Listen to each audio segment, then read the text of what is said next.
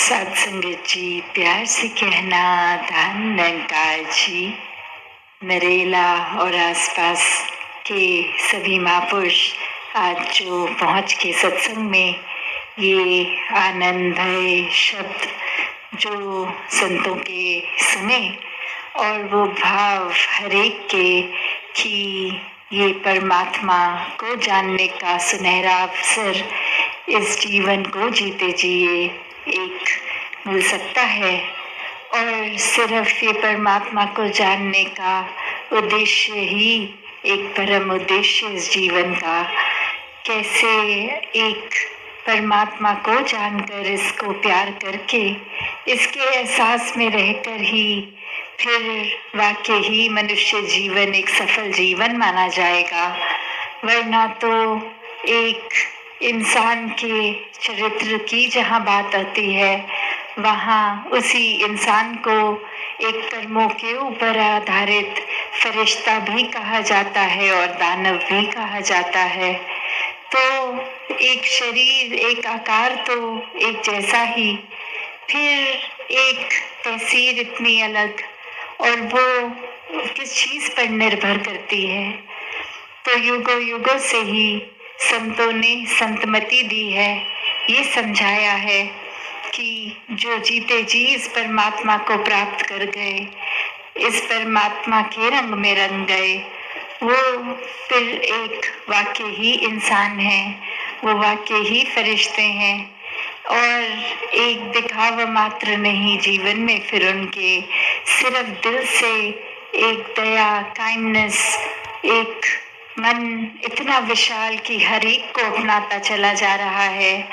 मन में हर एक के दुख के लिए अपना दिल पिघलता है संतों का, और इसी वजह से संतों को मन में हर समय यही एक जज्बा रहता है कि जो सुख जो आनंद हमें अपने जीवन में मिला है इस परमात्मा के साथ जुड़ के, वही एक आनंद हर एक के जीवन तक पहुँचे।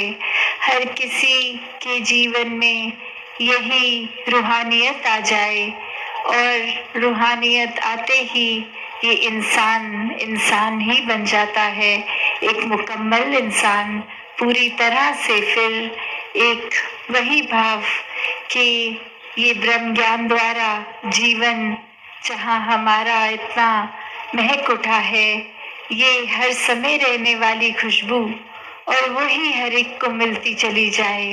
हर कोई एक अपने आप के अंदर सुकून का भाव महसूस कर सके और हर समय कर सके, कुछ पलों के लिए नहीं, हर पल के लिए। तो जब भी संतों की बात आती है, संत तो यही समझाते हैं कि ये परमात्मा को प्राप्त कर लो, ये हर पल में मौजूद है, हर जगह मौजूद है। तो बात वही कि अक्सर ये संदेश यही सच है, पर फिर भी एक इंसान फिर अपनी बुद्धि चतुर चालाकियाँ ये सामने लाता है, तो ये सच्चाई भी सच्चाई नहीं लगती। फिर मन में ख्याल आ जाता है कि ये परमात्मा को तो पाया नहीं जा सकता। पर अगर ऐसा ही होता तो क्यों मीराबाई गा गा के बोलती कि पायो जी मैंने राम रतन धन पायो। ये सौगात जो ने अपने सद्गुरु से मिली, ये कोई झूठा सौदा नहीं है, ये ही सच्चाई है। और इसी सच्चाई को किसी भी युग में देख लें, आज भी देख लें, तो सच्चाई ने तो सच्चा ही रहना है। कोई भी धातु किसी भी युग में वो वही धातु रहेगा। एक फूल हर युग में फूल रहेगा। उसी प्रकार ये सच्चाई भी समय के साथ नहीं बदलती। एक भाव हर एक का कि ये निराकार, ये परमात्मा, इसको जब जान लेते हैं तो वाकई ही अपने आप से भी ये मुलाकात हो जाती है। अपना परिचय भी फिर वही कि जो एक आत्मा का परिचय है। ये शरीर का परिचय तो शायद नामों से समाज ने एक रख दिया है, पर ये परिचय तो कुछ समय का ही है, जब तक श्वास है तब तक शरीर है, तब तक शरीर से जुड़ी हर चीज है। और ये परिचय तो उसी समय खत्म हो जाएगा जब श्वास खत्म हो गए। तभी तो एक श्वासों की ये यात्रा खत्म होने पर कोई नाम से भी नहीं बुलाता। सब यही बोलते हैं कि इनका शरीर एक अपनी यात्रा पूरी कर गया है, वो शरीर छोड़ गए हैं, या एक वो बॉडी के नाम से, डेड बॉडी के नाम से जाना जाएगा, पर नाम से नहीं अपने। तो कितनी ये कड़ी, ये नाजुक, इतनी फ्रेजाइल ये श्वासों की लड़ी। और कैसे हम फिर भी ये सच जानते हुए भी कि ये जीवन समाप्त हो जाएगा, कैसे अपने हर दिन को अनदेखा कर देते हैं। जब भी कान में ये बात पड़ती है कि परमात्मा की प्राप्ति कर लो, इससे एक हर समय का एक सुख मिलेगा, वो संदेश कैसे हम आराम से अपने कानों से एक निकाल देते हैं, एक मन में नहीं बसाते। एक फिर कभी मुसीबत का समय आएगा तो याद आता है कि किसी ने कहा था परमात्मा को याद करो, पर अगर इस वजह से याद करेंगे तो वो सही मायने में याद नहीं, वो सही मायने में परमात्मा के प्रति प्यार नहीं। तो ये सुख दुख में प्यार तो वैसा ही रहना चाहिए, चाहे कोई भी परिस्थिति हो। तो बात वही कि मन अगर जिज्ञासु है, मन में इच्छा है, ये जिज्ञासु भक्त की अवस्था है, तो फिर बहुत ही आसान है वो ज्ञानी भक्त की अवस्था को प्राप्त करना। क्योंकि ये सिर्फ ब्रह्म ज्ञान द्वारा ये एक परिचय जब हो जाता है परमात्मा का, तो हर समय फिर इसी में मन लगता है। फिर संसारिक बातें एक अपना प्रभाव इतना गहरा नहीं छोड़ पाती। वरना तो हम कोई भी भक्त के जीवन का उदाहरण ले लें, एक चाहे वो अपना कार्य हर भक्त ने अपने एक प्रोफेशन के अनुसार किया, कुछ भी करते रहे, पर आज हम उनको उनके काम से नहीं, वो जिस तरह भक्ति करते थे वो तरीके से जानते हैं। और एक ये भाव फिर वो नहीं कि ये भक्ति किसी आर्थिक पहलू से जुड़ी है, नहीं, ये भक्ति तो भक्त के मन की अवस्था है जो डामाडोल नहीं होता। एक किसी ने कुछ कह दिया और वहीं अपनी भक्ति के अंदर शक आ गया, तो ये भक्ति भी भक्ति नहीं है। किसी का कुछ रुतबा ऊंचा हो गया और मन में ये सोच आ गई कि हम इनसे ज्यादा भक्ति करते थे, तो ये उपलब्धि हमें क्यों नहीं मिली। तो ये परिस्थिति में इस तरह की सोच भी फिर वाकई में ही भक्ति नहीं है। क्योंकि भक्ति तो फिर एक फलस्वरूप एक भक्त को क्या चाहिए, भक्त तो हर समय और भक्ति मांगता है, एक दुनियावी रूप में कुछ उपलब्धियां नहीं। कैसे मन हर समय इस परमात्मा का हो जाता है, एक ये एहसास कि अब परमात्मा जीवन में है, तो इस परमात्मा ने जो भी करना है हमारी बेहतरी के लिए करना है, हमारे लिए वो अच्छा होगा। फिर जो अक्सर हम सुनते हैं कि क्यों, परंतु, इट्स एंड बट्स, ये सारे ही सोच खत्म हो जाती है। फिर मन में ये सोच के साथ नहीं इंसान जीता कि हमने तो अच्छाई करी, उसके बदले हमें एक ऐसा क्यों बुरा किसी ने कह दिया।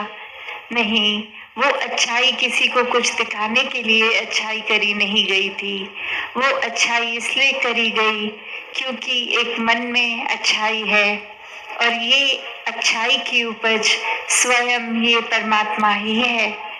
तो कैसे एक परमात्मा से जुड़ के एक मन में इसके ही एहसास से रहेंगे, तो वाकई ही जीवन एक बहुत ही सहज जीवन होगा। स्थिर के साथ जुड़ गए, ये परमानेंट जो अपनी जगह पे ही कायम दायम है, तो फिर इसके साथ जुड़कर एक जीवन के उतार चढ़ाव के बावजूद मन एक पक्का हो गया अपनी जगह, मन स्थिर हो गया। तो ऐसे ही स्थिरता भरे, भक्ति भरे जीवन को हर किसी के लिए जीना संभव है। ये एक अपने आप में ही मनुष्य जीवन मिलना ही ये स्वाभाविक रूप में संभवता है कि ये एक कड़ी, आखिरी कड़ी इस आत्मा के यात्रा की, और वाक्य में ही अगर इस आत्मा को चैन देना है, मोक्ष देना है, एक साल्वेशन की ओर इस यात्रा हो इस आत्मा की, तो वो अभी हो सकता है, इसी मनुष्य जन्म में हो सकता है। और जो जो इस परमात्मा को प्राप्त करके आत्मा का कल्याण कर गए, उनके लिए तो फिर ये हर समय भक्ति एक इतनी आनंद की बात हो गई। फिर ये कभी भक्तों के मन में नहीं आया कि हमें भक्ति करनी है तो जीवन में उदासी लानी पड़ेगी, गंभीरता लानी पड़ेगी। नहीं, ये तो हर समय की भक्ति, ये कण कण से शिक्षा लेते हुए, कण कण में इस परमात्मा को देखकर, हर किसी के अंदर परमात्मा को देखकर की जानी प्यार से ये वाली भक्ति। तो कैसे फिर हर समय का भक्त ही पूर्ण भक्त है, जो फिर सिर्फ परमात्मा के प्यार में इतना रंगा हुआ कि पूरे इस ब्रह्मांड से फिर स्वाभाविक ही प्यार है। तो ऐसा ही भक्ति में जीवन हर कोई जीता चला जाए। एक मन में सत्संग के प्रति रुझाव होना फिर भक्त के लिए बहुत ही नेचुरल है, बहुत ही स्वाभाविक है। फिर एक चाहे कितना भी दिन बिजी हो, जब पता है सत्संग मिल सकती है, तो वो दिनचर्या को इस तरह भक्त मैनेज करते हैं कि ये सत्संग की सुनहरी घड़ी ये भी हाथ में आए, संतों के अनमोल वचनों को ये कान भी सुने, मन भी सुने, जीवन में वो एक अनमोल बातें लागू भी हों। कैसे सेवा के लिए मन हर समय तैयार है। फिर एक आराम की भी बात नहीं, क्योंकि वो सेवा घर बैठे आराम में भी है, और कोई भाग दौड़ कर किसी के लिए कुछ अपने मन को समर्पित करके भी करना, फिर वो भी सेवा ही है। तो हर कोई जहाँ मन से सुमिरन का नाता इस परमात्मा से जोड़े, एक मिक हो जाए, ये अवस्था हर एक की हो जाए, वहीं सुमिरन और सेवा रूप भी करते चले जाएं।